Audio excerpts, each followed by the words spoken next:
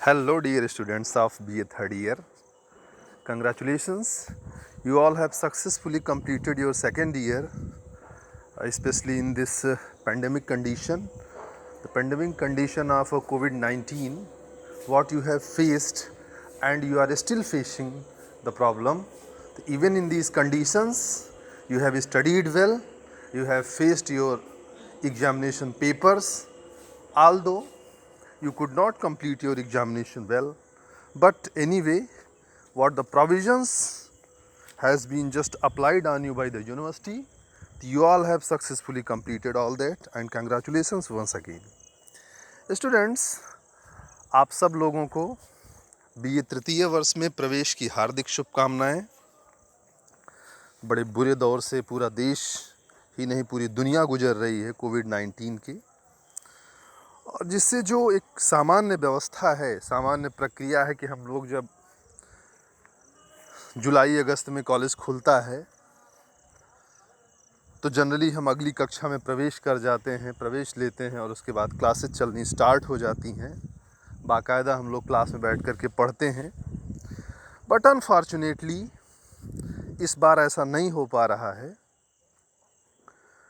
लेकिन जैसा कि आप देख रहे हैं, रिज़ल्ट आ रहे हैं, परीक्षाएं हो रही हैं, तो इन चीज़ों को देखते हुए कि परीक्षाओं को हमको फेस करना ही है, पढ़ाई करनी ही है, तो ऐसी स्थिति में आपके बेहतर भविष्य के लिए, for your better future and for your better preparation of BA final year, it is decided that the remedial classes will be started.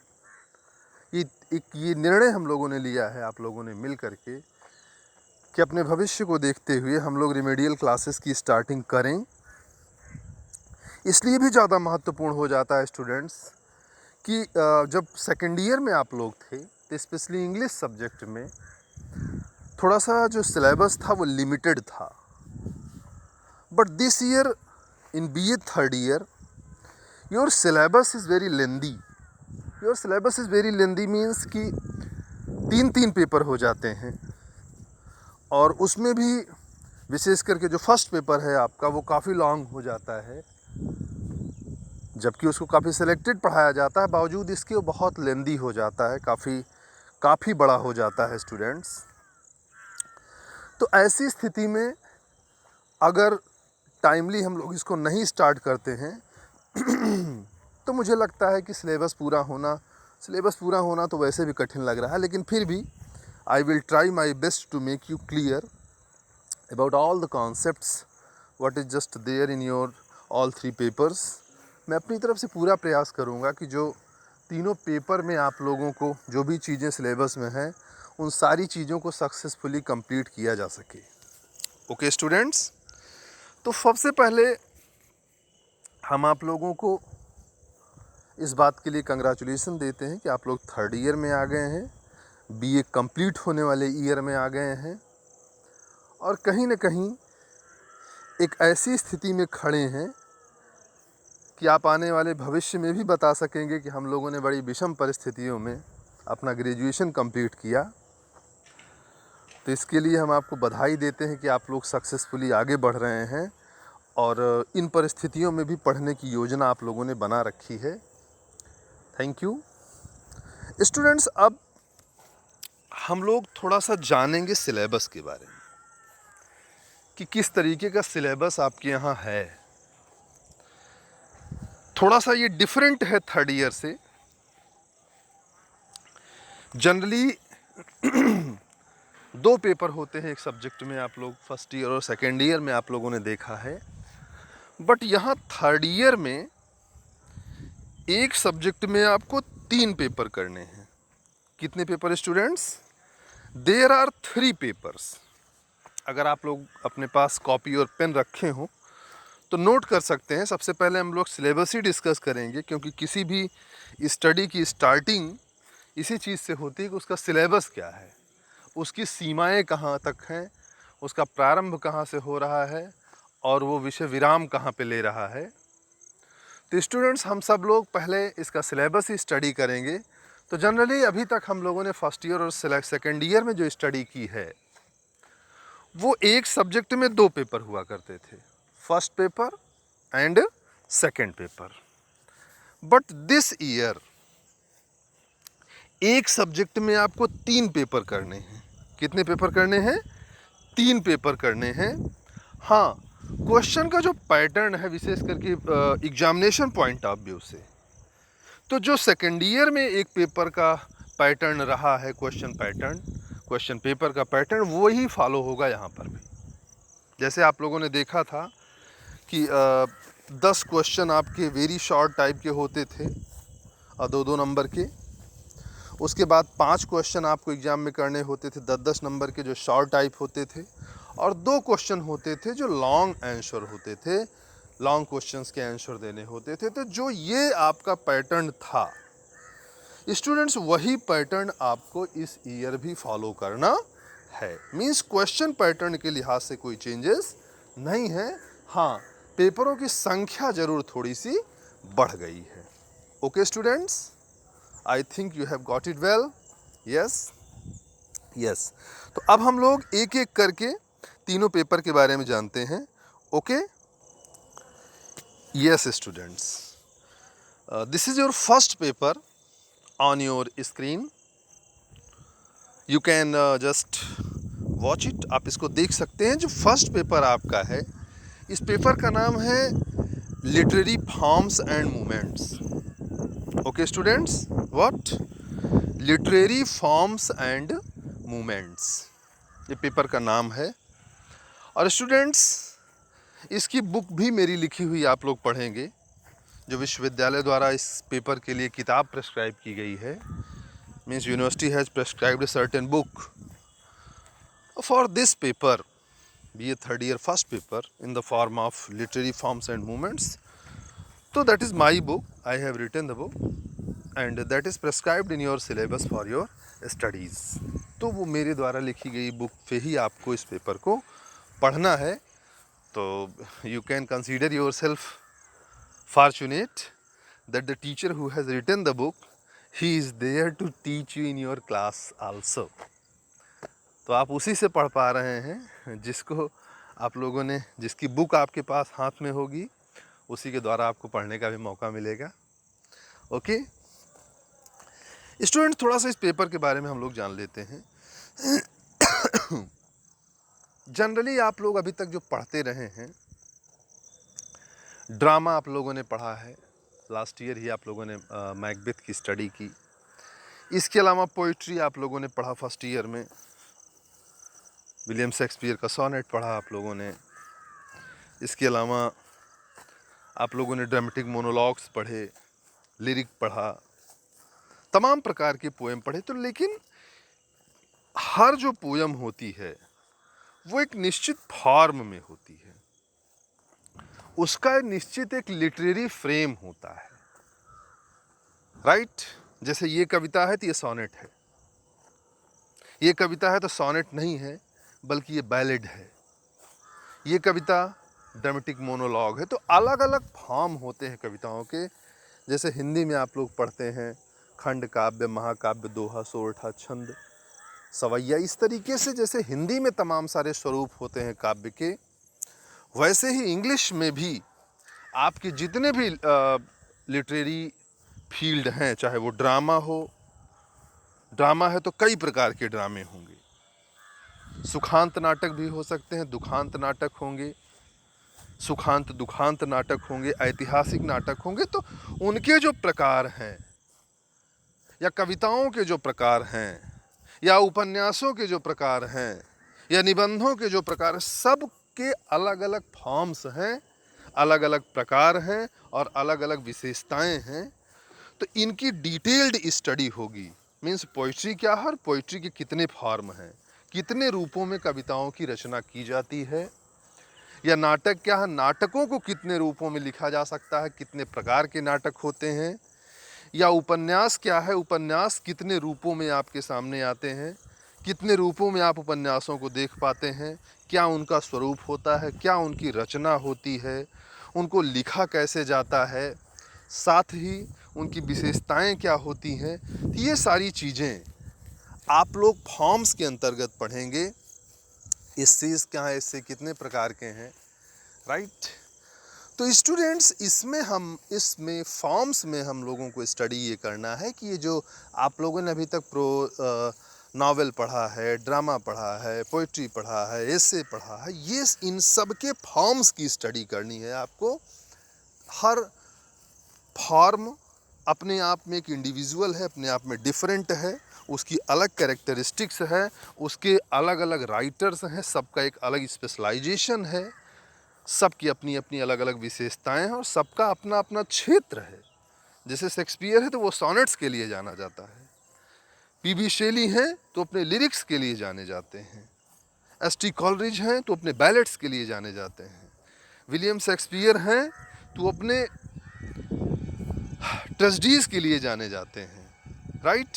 अगर जॉर्ज बर्नार्ड शॉ के नाटकों को पढ़ेंगे तो अपने सोशल ट्रेजेडीज के लिए जाने जाते हैं, राइट, मॉडर्न ट्रेजेडीज के लिए। तो सबकी अपनी विशेषताएं हैं। जैसे चार्ल्स लैम्ब के एसेस को आप लोगों ने लास्ट ईयर पढ़ा, तो उनकी विशेषता क्या थी कि लैम्ब के एसेस ऑटोबायोग्राफिकल होते हैं। तो लैम्ब किस चीज़ के लिए जाने जाते हैं?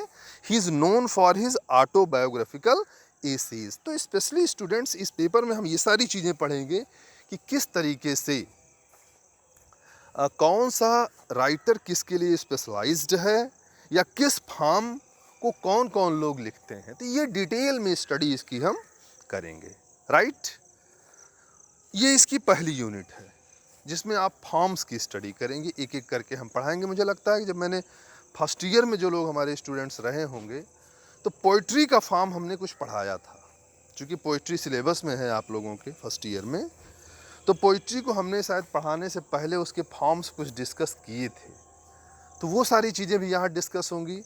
और पोइट्री के अलावा ड्रामा है, नावल है, एस्से है, इन सब के भी फॉर्म्स को विधिवत हम लोग डिस्कस करेंगे और उसके नोट्स भी प्रिपेयर करेंगे। Specially exam point of view से कम समय में कितनी ज़्यादा से ज़्यादा चीज़ें पढ़ी जा सकती हैं, तो वो चीज़ें हम लोगों को यहाँ पे करनी है। Okay my dear students. अब इसका जो सेकेंड यूनिट है डियर स्टूडेंट्स, वो सेकेंड यूनिट है आपका movements, means literary movements. What? Literary movements and ages आप कह सकते हैं। ये मूवमेंट्स एंड एजेस क्या हैं? जैसे students, if you have been ever the student of Hindi and definitely to the 12th level, means intermediate level, Hindi was compulsory. तो वहाँ तक आप लोगों ने कम से कम हिंदी पढ़ी होगी, नहीं तो ग्रेजुएशन में भी तमाम बच्चों ने हिंदी ले रखी होगी। वहाँ पे दो चार चीज़ें आपके दिमाग में, जहन में होंगी कि जैसे आप लोग पढ़ते थे द्विवेदी युग, शुक्ल युग, भारतेंदु युग, राइट। मीन्स हिंदी का जो कालखंड है, हिंदी साहित्य का कालखंड जो है, वो तमाम सारे युगों में बांटा गया है, तमाम सारी एजेस में बांट दिया गया है। कि शुक्ल युग है तो शुक्ल युग में माने रामचंद्र शुक्ल उस युग के सबसे बड़े राइटर थे, सबसे अच्छे निबंधकार थे। तो उस युग में और कौन कौन लोग थे, क्या विशेषताएं थी, जो उस एज का सबसे बड़ा राइटर होता है उसी के नाम से उस पूरी के पूरे कालखंड को निर्धारित कर दिया जाता है। ईस्वी बन जाती है कि इस सन से इस सन तक ये युग माना जाता है। तो ये डिवीज़न हो जाता है उस लिटरेचर का, ताकि उसको आसानी से हम युगों में बांट करके, टाइम के एक पीरियड में बांट करके उसकी हम विधिवत स्टडी कर सकते हैं। Okay students. तो ठीक इसी प्रकार से in English literature the same thing is here. अंग्रेजी साहित्य को भी विभिन्न युगों में बांटा गया है, विभिन्न शताब्दियों में बांटा गया है, विभिन्न एजेस में बांटा गया है, so that you can easily understand, आप आसानी से समझ सकें उनमें कौन कौन सी विचारधाराएं कब आई और उन विचारधाराओं ने किस तरीके से उस समय के साहित्य को प्रभावित किया। तो वो जो विचारधाराओं का एक प्रवाह था, उन्हीं को अंग्रेजी का आंदोलन कहा जाता है, मूवमेंट कहा जाता है, राइट। उन मूवमेंट्स ने इंग्लिश के लिटरेचर को, इंग्लिश के जो राइटर्स हैं उनकी विचारधारा को किस तरीके से इन्फ्लुएंस किया, किस तरीके से प्रभावित किया। और न केवल उस युग के राइटर्स को, बल्कि उस युग के जितने भी साहित्य के स्वरूप हैं एवं जो भी समाज का स्वरूप है, उस सब को उन विचारधाराओं ने प्रभावित किया और उन्होंने एक आंदोलन का रूप ले लिया, एक युग का सूत्रपात हो गया इस तरीके से। तो स्टूडेंट्स, इस तरीके से अंग्रेजी साहित्य को विभिन्न इस तरीके के आंदोलन की पृष्ठभूमि में आंदोलनों के अनुसार बांट दिया जाता है। जैसे जो एक स्टार्टिंग में 14th सेंचुरी रही, तो 14th सेंचुरी को अब विधिवत यहाँ पे आप पढ़ेंगे कि 14th सेंचुरी क्या है, 14th सेंचुरी के कौन कौन राइटर रहे हैं, उनकी क्या विशेषताएं रही हैं, क्या उस समय का आउटपुट रहा है लिटरेचर का, किसने क्या लिखा, तो वो चीज़ आप 14th सेंचुरी में पढ़ेंगे। उसके बाद 15th सेंचुरी आती है, तो 15th सेंचुरी से आपका रिनेशा शुरू होता है, पुनर्जागरण काल शुरू होता है, रिफॉर्मेशन धर्म शुद्धि आंदोलन होता है।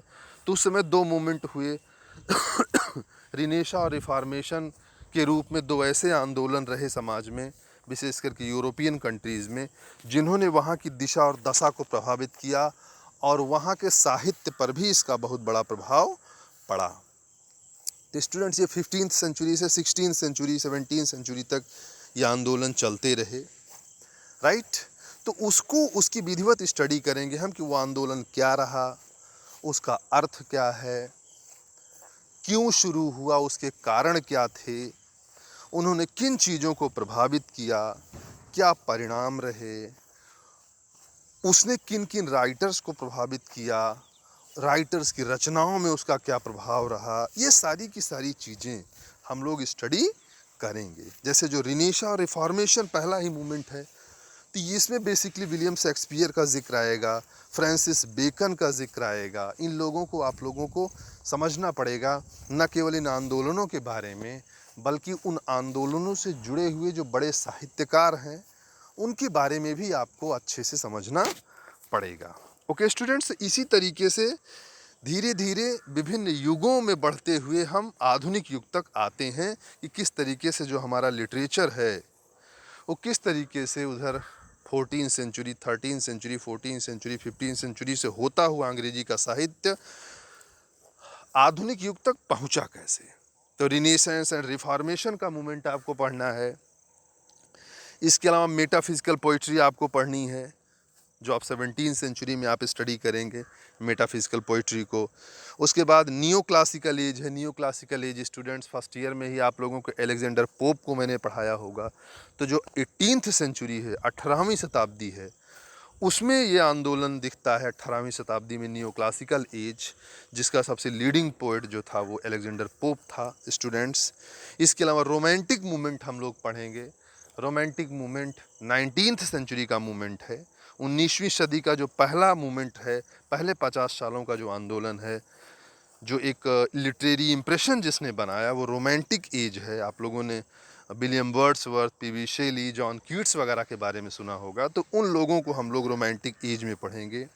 और इसी 19वीं सदी का जो सेकेंड हिस्सा है, माने second 50 year, last 50 year of 19th century is known as Victorian age. इसी जो आपकी 19th सेंचुरी है, इसी का जो सेकेंड 50 ईयर है उसको हम विक्टोरियन एज के नाम से जानते हैं।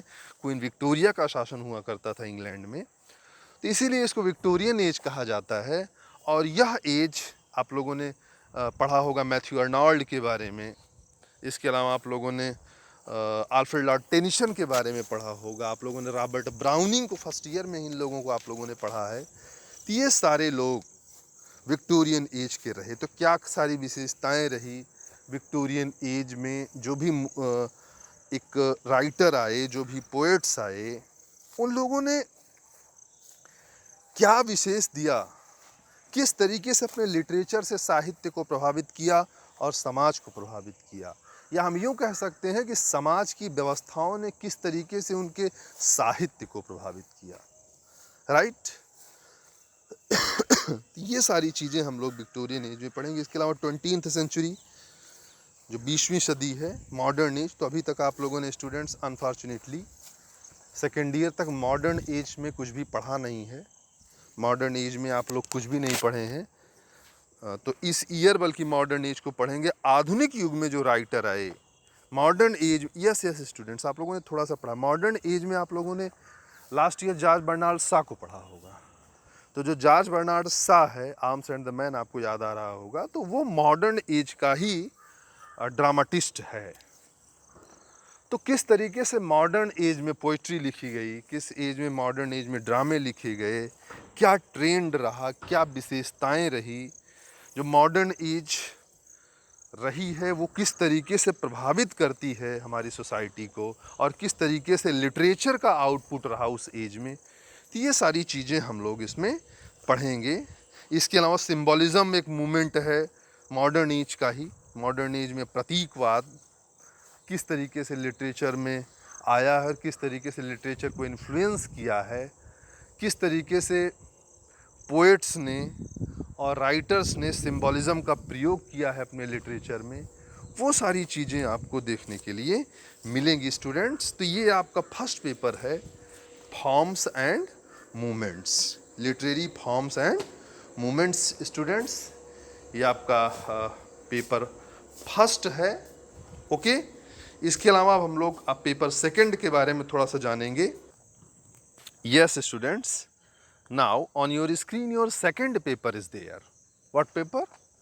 Second paper is there on your screen, and now you can just easily understand it because it is in text form. Means the study of second paper will be in text form, and text form is very familiar form for you because in previous year and second year you all have studied text form study. Okay? तो students आप लोगों ने first year और second year में text की study की है, माने किताबों से जो पढ़ा जाता है, तमाम सारी कविताओं को, नाटकों को, उन सारी चीज़ों को जिस तरीके से आप लोग स्टडी किए हैं, तो कहीं ना कहीं वही चीज़ आपको इस सेकंड पेपर में देखने के लिए मिलेगी। सेकंड पेपर का नाम है dear students 20th century English literature. 20th century means modern age. Okay students, 20th century modern age means जो 20वीं सदी है उसको हम आधुनिक युग के नाम से जानते हैं। किस नाम से जानते हैं? 20th century is your modern age. तो कहीं चाहे 20th सेंचुरी लिखा रहे या 20th सेंचुरी की जगह आपको मॉडर्न एज लिखा मिल सकता है, तो दोनों का एक ही मतलब होता है स्टूडेंट्स। तो इस पेपर में आप लोग जो 20वीं से स्पेशली जो 20th सेंचुरी का लिटरेचर है, जो आधुनिक युग का साहित्य है, चाहे वो ड्रामों के क्षेत्र में हो, माने आधुनिक युग में नाटक कैसे लिखे गए, या आधुनिक युग में कविता किस प्रकार की रही, या आधुनिक युग में एसेज किस तरह के रहे, तो all these things you will study here. You will study here the literary trends of modern as. Modern age का जो लिटरेरी ट्रेंड रहा है, पूरा का पूरा पढ़ना तो संभव नहीं हो पाया है, सिलेबस में सारी चीज़ें नहीं है, बट स्टूडेंट्स जो रिप्रेजेंटेशन है मॉडर्न एज के तमाम सारे लिटरेचर्स का, मीन्स जैसे मॉडर्न एज में जो कवि रहे, उनकी रचनाएं रही, तो सबको तो पॉसिबल नहीं है, लेकिन उनमें से 4 पोएट्स को, जिनमें से 2 इंग्लैंड के हैं, इंग्लैंड का लिटरेचर किस तरीके से रहा, इंग्लैंड के 2 राइटर शामिल किए गए इंग्लिश के, एक अमेरिका का राइटर शामिल किया गया, अमेरिकन पोएट को शामिल किया गया इसमें, और एक शामिल किया गया इंडियन पोएट को। तो means 20th century modern as में अलग अलग कंट्रीज़ में, डिफरेंट कंट्रीज़ में किस तरीके का लिटरेचर प्रोड्यूस हुआ है, तो सबका कहीं ना कहीं रिप्रेजेंटेशन यहाँ पे देने का प्रयास किया गया है। ओके स्टूडेंट्स, तो इसमें आप लोग W.B. ईट्स को पढ़ेंगे, जो मॉडर्न एज का बहुत बड़ा राइटर है, अपने सिंबल्स के लिए जाना जाता है, सिंबॉलिज़म, और जो उसका एक मिस्टिकल अप्रोच है, जो एक रहस्यवादी दृष्टिकोण है उसकी रचनाओं में, वो चीज़ आपको देखने के लिए मिलेगी। कहीं कहीं थोड़ा बहुत ऑटोबायोग्राफिकल एलिमेंट भी देखने के लिए आपको W.B. ईट्स में मिलेंगे, लेकिन विशेष रूप से W.B. ईट्स जिन चीज़ों के लिए जाना जाता है वो उसका प्रतीकवाद है, सिंबॉलिज़म। और स्टूडेंट्स यहाँ मैं एक चीज़ जोड़ देना चाहता हूँ कि मॉडर्न एज के जितने राइटर हैं उन सब में कहीं ना कहीं आपको मॉडर्निज़्म देखने सिंबॉलिज़्म देखने के लिए मिलेगा। जैसे इनका जो आपने W.B. ईट्स की 2 पोएम्स आपके सिलेबस में है, द लेक आइजल्स ऑफ इनिसफ्री और दूसरी है a prayer for my daughter. ये 2 पोएम्स आप लोगों को पढ़नी है W.B. ईट्स की। इसके अलावा T.S. इलियट को जब आप पढ़ेंगे तो इनका एक थोड़ा सा डिफ़िकल्ट बट बहुत फेमस इनकी एक पोएम है, ड्रामेटिक मोनोलॉग है, the love song of J. Alfred प्रोफ्रॉक।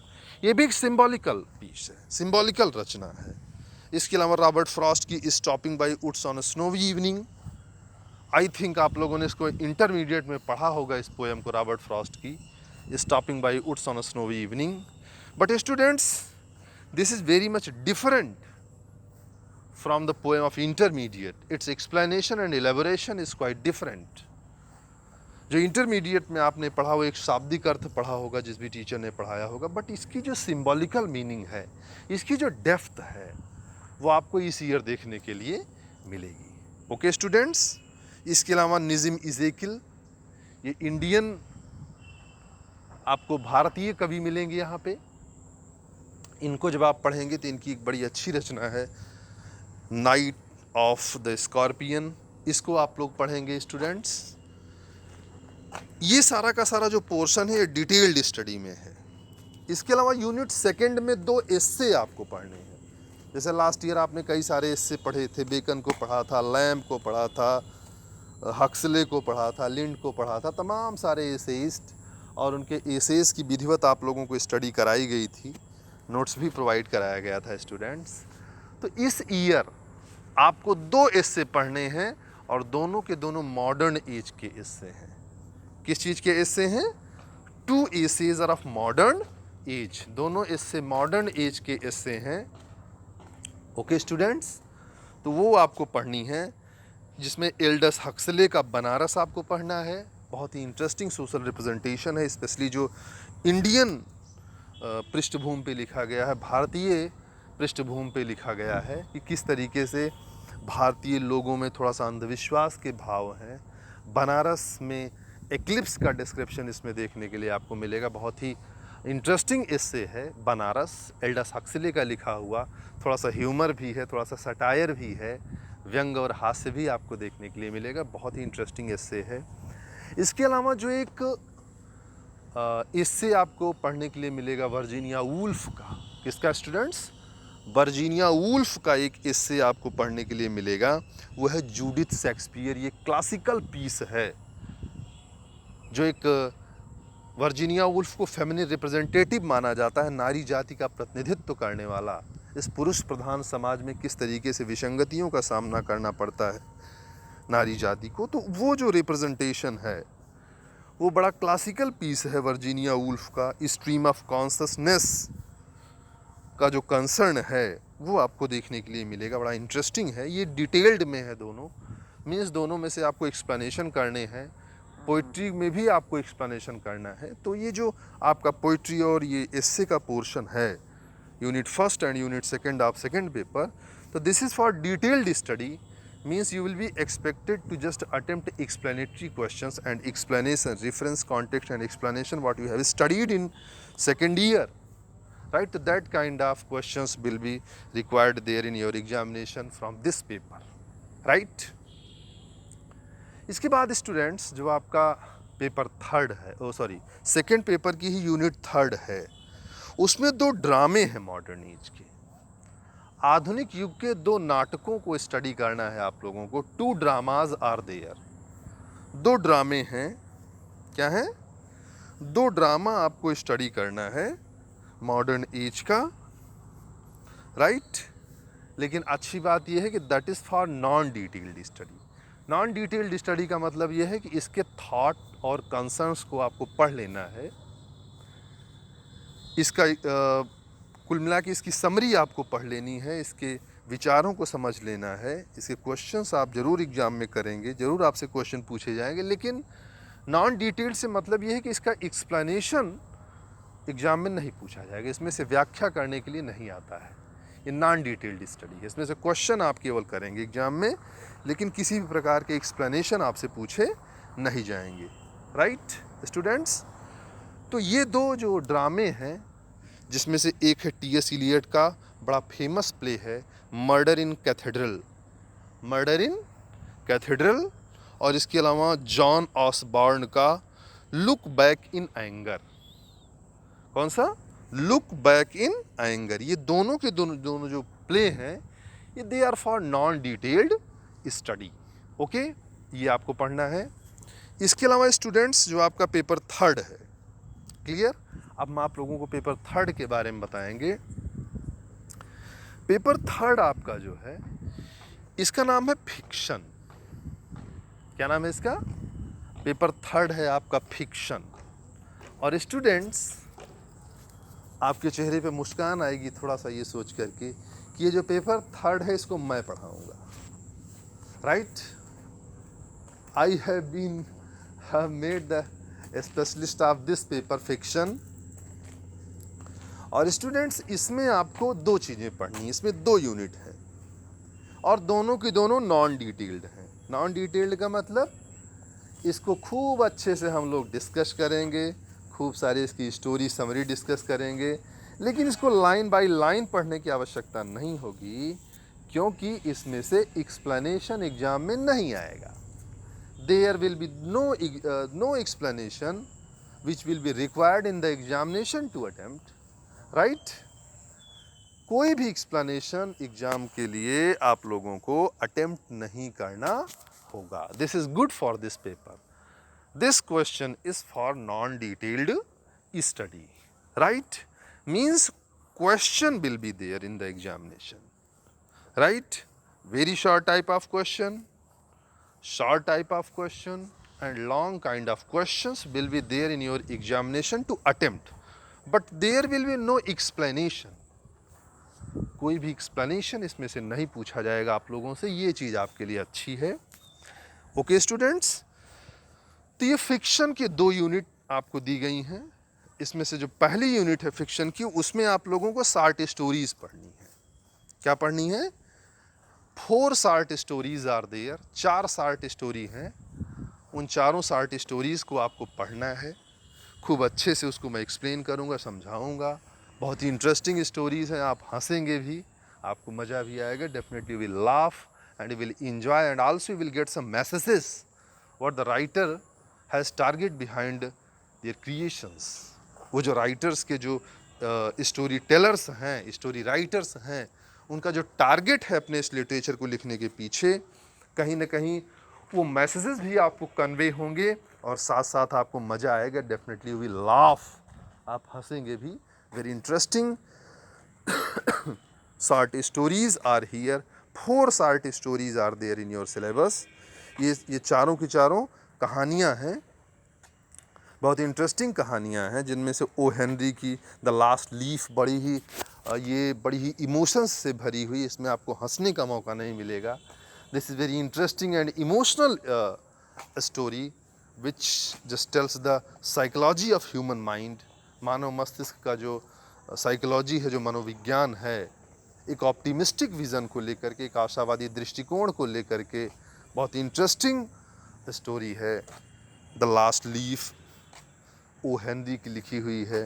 इसके अलावा कैथरीन मैसफील्ड की द फ्लाई है, ये भी अच्छी स्टोरी है, काफ़ी अच्छी स्टोरी है। ये भी एक साइकोलॉजिकल अंडरस्टैंडिंग के लिए है, एक सिंबॉलिकल पोएम है, सिंबॉलिकल शॉर्ट स्टोरी आप इसको मान सकते हैं। बहुत अच्छी स्टोरी है कैथरीन मैसफील्ड की द फ्लाई। इसके अलावा मुल्कराज आनंद, मुल्कराज आनंद को आप लोगों ने हो सकता है पहले भी पढ़ा हो, शायद पढ़ा हो, चूँकि मुझे पता नहीं कि आप लोग यूपी बोर्ड, आईसीएसई बोर्ड या सीबीएसई बोर्ड किससे हैं।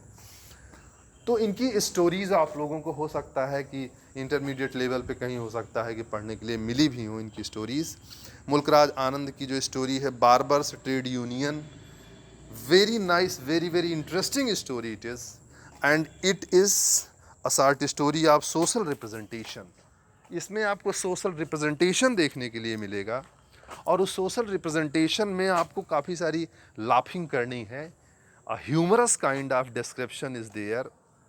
बहुत अच्छा आपको हंसने का मौका मिलेगा, बड़ा ही मजाकिया अंदाज में लिखा गया, लेकिन very interesting and very messaging बहुत अच्छी एक मैसेज गिविंग स्टोरी है। Definitely you will be impressed by the writing style of Mulk Raj Anand as ever he is. इसके अलावा आर के नारायणन को आपको पढ़ने का मौका मिलेगा। आर के नारायणन रीजनल नॉवेलिस्ट है, क्षेत्रीय उपन्यासकार हैं। भारतीय साहित्य में इनका विशेष योगदान है। साउथ इंडिया से आते हैं आर के नारायणन। इनकी स्टोरी है the trail of the green blazer.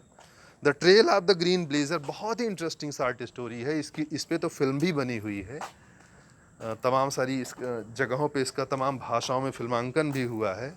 न केवल एक मैसेज गिविंग स्टोरी है, साथ साथ एक साइकोलॉजिकल अंडरस्टैंडिंग को भी ये ह्यूमन माइंड की कन्वे करता है, आपके सामने दिखाता है, और साथ साथ आपको हंसने का भी मौका मिलता है।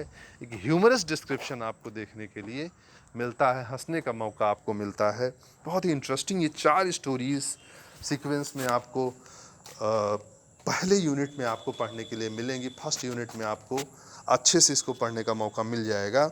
इसके अलावा जो इसका सेकंड यूनिट है, थर्ड पेपर की जो सेकंड यूनिट आपके सामने है, वो भी नॉन डिटेल्ड स्टडी में है। इसमें आपको 3 नॉवेल पढ़ने हैं। How many novels are there in your syllabus? 3 novels are there. You will study 3 novels. 3 उपन्यास यहाँ पे आप लोगों को पढ़ने हैं। कितने उपन्यास पढ़ने हैं? There are 3 novels here. पहला है जेन एस्टिन का प्राइड एंड प्रेजुडिस। बहुत ही अच्छी 5 लड़कियों की कहानी है। 5 लड़कियां किस तरीके से अपने अपने लिए अपने हस्बैंड खुद ही ढूंढ ले रही हैं।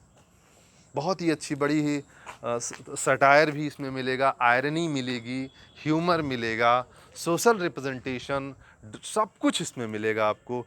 जेन एस्टिन जो कि एक फेमिनिन रिप्रेजेंटेटिव हैं, समाज में नारियों का प्रतिनिधित्व करने वाली जो नॉवेलिस्ट हैं, जो वेमेन साइकोलॉजी को डिस्क्राइब करने वाली है अपने एसेज में, आप उनको पढ़ेंगे। जेन एस्टिन का प्रसिद्ध उपन्यास pride and prejudice will be there in your syllabus. आपके सिलेबस में प्राइड एंड प्रेजुडिस आपको देखने के लिए मिलेगा। इसको आप लोग विधिवत स्टडी करेंगे। इसके अलावा विलियम गोल्डिंग का एक novel Lord of the flies, ये वॉर टाइम डिस्क्रिप्शन है कि किस तरीके से वॉर टाइम में स्थितियां बदलती हैं और किस तरीके से ह्यूमन साइकोलॉजी उस समय वर्क करती है। युद्ध जैसे हालातों में, विकट परिस्थितियों में किस तरीके से मानव मस्तिष्क एरोगेंसी की तरफ बढ़ पावर मिल जाती है व्यक्ति को, उस पर नियंत्रण नहीं होता है। अनकंट्रोल्ड अगर आपको लिबर्टी मिल जाती है, अनियंत्रित स्वतंत्रता यदि मिल जाती है, तो किस तरीके से आप के अंदर एनार्की आ जाती है। बहुत ही एक्सीलेंट डिस्क्रिप्शन है लॉर्ड ऑफ द फ्लाइज में विलियम गोल्डिंग का। तो ये नावल बहुत ही इंटरेस्टिंग है, विशेष करके जो बच्चे हैं, जो अभी कार्टून देखने वाले बच्चे हैं, या जो इस तरीके से तमाम सारे सीरियल आते हैं टीवी में जिसमें छोटे बच्चे परी ओरी रहते हैं, जादुई परी ऐसे वैसे, ये सारी चीज़ें जो देखने वाले बच्चे होते हैं, जिसमें बच्चे कुछ एडवेंचरस वर्क करते हैं, एडवेंचरस परफॉर्मेंस देते हैं, बच्चों की जो स्टोरीज़ होती हैं कुछ इस तरीके का, जो लोग इंटरेस्ट रखने वाले बच्चे होंगे आप में से, तो उनको काफ़ी सारा मज़ा आने वाला है इस नावल में, विलियम गोल्डिंग का लॉर्ड ऑफ द फ्लाइज। इसके अलावा जो लास्ट नावल है आपका, वो जॉर्ज ऑरवेल का my favourite, I have always this novel in my heart. इस नावल को मैं बहुत लाइक करता हूँ। I appreciate always, this is really giving the description of the ground description, the ground reality of Marxism, communism. जो communism और मार्क्सवाद का जो एक कॉन्सेप्ट है, उसकी ज़मीनी हकीकत को डिस्क्राइब करता हुआ ये नावल, जिसको एनिमल फार्म कहते हैं, ये वास्तव में जानवरों की कहानी है। इसमें ह्यूमन कैरेक्टर्स आपको नहीं मिलेंगे, इसमें जानवर कैरेक्टर हैं, लेकिन उन जानवर कैरेक्टर्स के माध्यम से जॉर्ज ऑरवेल ने पूरी तरीके से कम्युनिज्म की रियलिटी को दिखाने का प्रयास किया है। किस तरीके से कम्युनिज्म का जो रियल कॉन्सेप्ट है, किस तरीके से पावर्स के द्वारा समाप्त कर दिया गया, किस तरीके से जब पावर ज़्यादा हो जाती है तो व्यक्ति को करप्ट बना देती है, right? Clear? Power corrupts but absolute power corrupts absolutely. तो इन सारी चीज़ों को आपको इसमें देखने के लिए मिलेगा। ओके स्टूडेंट्स, तो I hope you all have understood well all these 3 papers. आप लोगों ने अच्छे से सिलेबस को अपने समझ लिया होगा, इनमें किस तरीके से आप लोगों को स्टडी करनी है। तो स्टूडेंट्स, चूँकि पेपर फर्स्ट और पेपर थर्ड ये थोड़ा सा डिस्क्रिप्टिव है, लेकिन इसमें से टेक्स्ट स्टडी आपको नहीं करनी है पेपर फर्स्ट में और पेपर थर्ड में। टेक्स्ट स्टडी आपकी सेकंड पेपर में ही है। तो मेरा मन ये है कि सबसे पहले मैं सेकंड पेपर से ही शुरू करूं, चूँकि उसमें टेक्स्ट है और टेक्स्ट को कैसे पढ़ा जाता है उसमें लाइन बाय लाइन पढ़ना होता है। इसलिए हमारा मन ये है कि सेकंड पेपर से ही स्टार्टिंग करूं। बाकी आप लोग अपनी भी ओपिनियन रख सकते हैं इस प्लेटफॉर्म पर, जो बेटर होगा वो ऑप्शन चूज़ किया जाएगा, लेकिन मेरा मन है कि मैं सबसे पहले सेकंड पेपर से स्टार्ट करूं। ओके स्टूडेंट्स, तो हम लोग सेकंड पेपर से ही स्टार्ट करेंगे। सेकंड पेपर टेक्स्ट स्टडी है, लेकिन एक चीज़ हो सकता है कि चूँकि ये इस समय आप इसको ऑनलाइन वे में पढ़ रहे हैं, ऑफलाइन वे में आप नहीं पढ़ पा रहे हैं, और इस समय जो एक पेंडेमिक कंडीशन है कोविड-19 की, तो आप लोग प्रॉपरली घरों से बाहर भी नहीं निकल पा रहे हैं। तो हो सकता है कि आप लोगों के पास किताबें ना हो सकता है आप लोगों के पास बुक्स ना हो इस समय कि आप लोग अच्छे से उसको पढ़ सकें। प्रॉपरली आपको स्टडी करने के लिए बुक्स की अवेलेबिलिटी नहीं है, किताबों की उपलब्धता आपके पास नहीं है। तो ऐसी स्थिति में स्टूडेंट्स आपको डोंट वरी रहना है and don't be worried about your text books. आप टेक्स्ट बुक्स के लिए वरीड न रहिए, चिंतित न रहिए, क्योंकि मैं जिस तरीके से इसको पढ़ाऊँगा मैं आपको टेक्स्ट भी अवेलेबल कराऊँगा अपने लेक्चर के साथ। हमारा लेक्चर जो चलेगा उस लेक्चर में आपकी स्क्रीन पर टेक्स्ट होगी, उसी टेक्स्ट को आप देखते रहिए और उसके बाद उसकी स्टडी मैं आपको कराता रहूँगा। इसलिए you must not be worried a bit about. Okay dear students, तो आई होप कि आप लोग अच्छे से पूरे सिलेबस को कवर कर लिए होंगे, पूरे सिलेबस को समझ लिए होंगे। इस सिलेबस में आपको क्या स्टडी करनी है उन चीज़ों को आप लोगों ने समझ लिया होगा। ईच पेपर कैरीज 100 मार्क्स, तीनों पेपर आपके 100-100 अंकों के होंगे, राइट, एग्ज़ाम में। तो आपको आज से स्टार्ट कर देना है डियर स्टूडेंट्स। तो मैं आशा करता हूँ कि आप लोग पेपर सेकंड के साथ कल हमको मिलेंगे। कल आप लोगों को हम सेकंड पेपर जो टेक्स्ट स्टडी है आपका उसको स्टार्ट करेंगे। तब तक के लिए thank you very much dear students, thanks a lot.